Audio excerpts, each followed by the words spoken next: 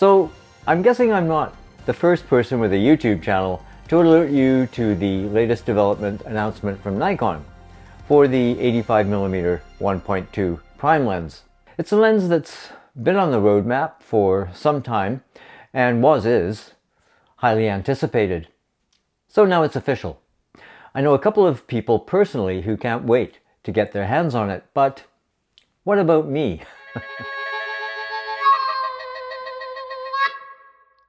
Hi, Ray here. Again, a bit late to the party. I've been on the road for 2 days, but up early this morning to add my 2 cents. Well, I have to say, if it's anything like the 50mm 1.2, this lens will be very tempting.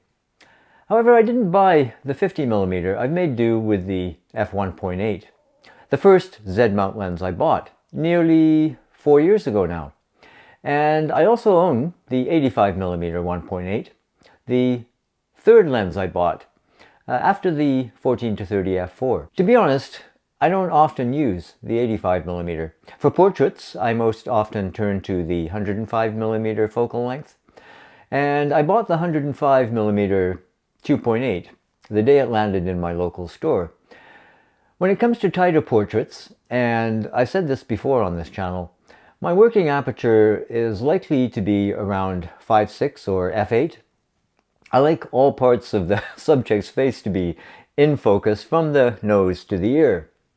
For a wider shot, that's where I like to open up. And yes, whether we're talking 50mm or 85mm, depending on the variables, distance to subject, what else do you want to include in the frame, it's sure nice to have that shallow depth of field at play. I tried out the 50mm 1.2 just for half an hour or so in my local shop and the adjacent parking lot, and I'm almost succumbed on a couple of occasions as it beckoned to me from across the counter. The A-roll talking head stuff in my last video was shot with the 85mm 1.8, so it kind of illustrates what that focal length can produce for a relative wide shot, head and shoulders, shot wide open, using an ND filter, of course, in that case. And in fact, this video right here, albeit with a kindly black Pro Mist filter added in deference to my weathered, ravaged face, this is what happens when you spend too much time too close to the sun. So that's the 1.8. And you can see the bokeh is pretty creamy. So one can only imagine, based on the beauty of the 50mm equivalent, how fantastic the 85 1.2 is going to be. The product photos accompanying the official announcement are delightful teasers. For those of us, anyway, who get excited by the mere sight of a new lens, facsimile or otherwise. And this looks like a beauty. I might add that I have always found the design of the Z lenses, particularly the S-line offerings, very attractive.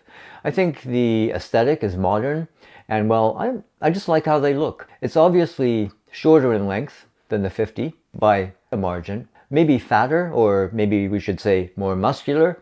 At any rate, to my eye, it really is a thing of beauty, and I want one. But at least in the short term, I'll likely resist. I think I said in another video that the 35 on the roadmap, which is likely to be the next 1.2, would probably be my choice. I miss that focal length, in a prime at least, that I got with the Fujinon 23mm on APS-C. The fact it was 1.4 doesn't really translate, but as I say, going on the lovely rendition we get with the 1.8s, and we should give a shout out to all of the existing 1.8s, because the rendering that we get out of those lenses belies all the claims of the naysayers that the 1.8 lenses aren't professional, balderdash. But the 1.2s, going on my brief hands-on experience and the tons of results I've seen over the past, what has it been now, 2 years, since the release of the 50, well, they're in a different category. And I want them all. Alas, until I buy that winning lottery ticket, how much will this lens cost?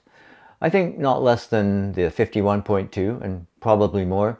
So somewhere around 2,500 US. The concurrent announcement the other day, the 26mm f2.8 pancake lens. I might be able to fit that into my budget. And it looks attractive too, in the sense that it's what should we say, cute. And I think it'll be a great pairing for the Z50, ZFC, in my case, the Z6, for street and travel. I've always been partial to 24mm primes. I sold two F-mount 24s that I owned about 6 years back to fund my first foray into mirrorless cameras, the Fujifilm X Pro 2. I should have kept one of them. So anyway, 26mm, it's close and I'll probably grab one. No, these aren't S-line, but the non-S-line lenses so far have proven to be capable at a reasonable price. We'll see. Because, Happy New Year, my car needs major surgery. Then of course there's the Phantom Z8. Will we hear anything about that at the Consumer Electronics Show in Las Vegas, where Nikon plans to unveil these lenses at booth 17914? I'm guessing not.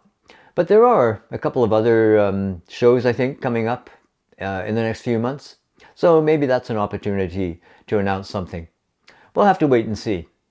I'll drop affiliate links in the description for both lenses.